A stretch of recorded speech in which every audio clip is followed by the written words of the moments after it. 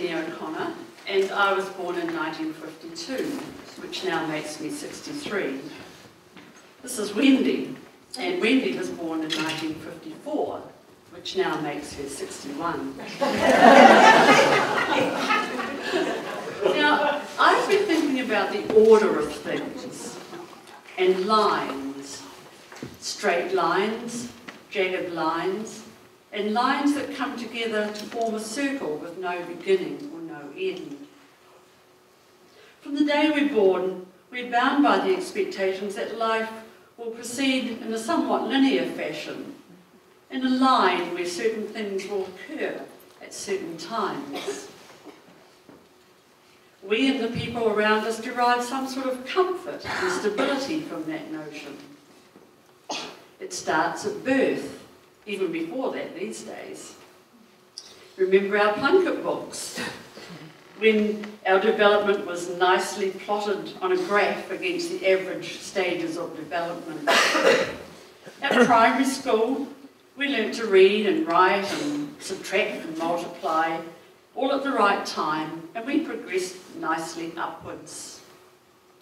High school is a little bit like a cattle yard, culling us into different streams: professional, commercial, technical. Our paths set for life.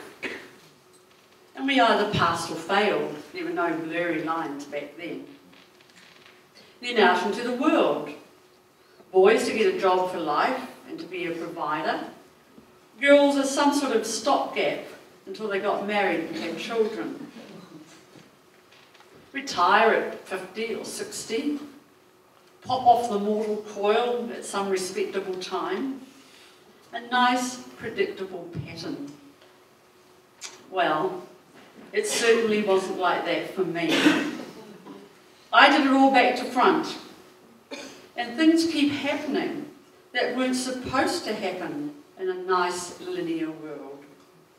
The lines went up and down and round, all over the place. And I'm going to tell you my story really fast.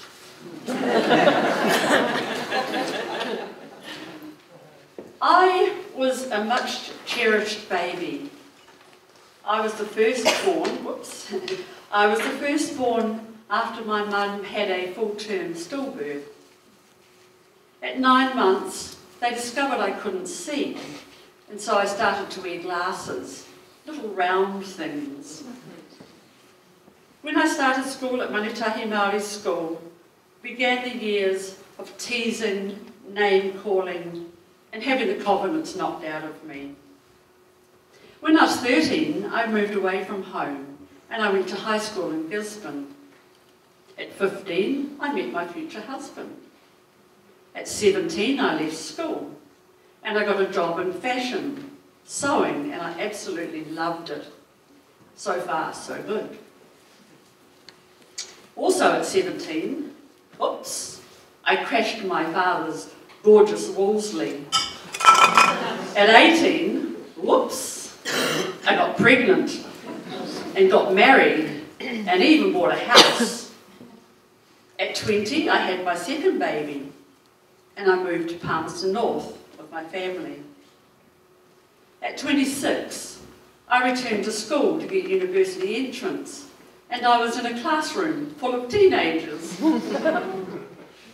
Also at 26, my sister was killed in a motorbike accident. My mother was diagnosed with cancer. I went overseas for the first time in my life and left my children home with my husband for 6 weeks. At 27, my mum died. At 28, my dad had a really serious accident and ended up as a quadriplegic and died 3 years later. So, needless to say, by 30, my marriage was over. At 32, I opened a women's fashion accessory shop. I married Morris on my 36th birthday. At 37, I began my 20-year career in the tertiary sector. I studied extramurally and I gained a whole bunch of university papers that never added up to anything. At 42, I became a grandmother for the first time. I now have 4 grandchildren.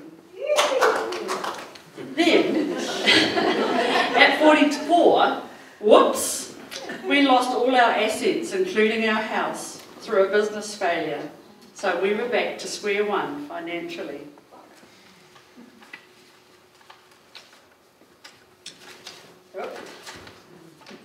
At 48, we moved to Wellington to start over again. New job, new life, new friends, and lots of new opportunities. At 50, I drove across America on my own, and that was the first time I had ever been alone in my whole life. At 52, we took out a really big mortgage.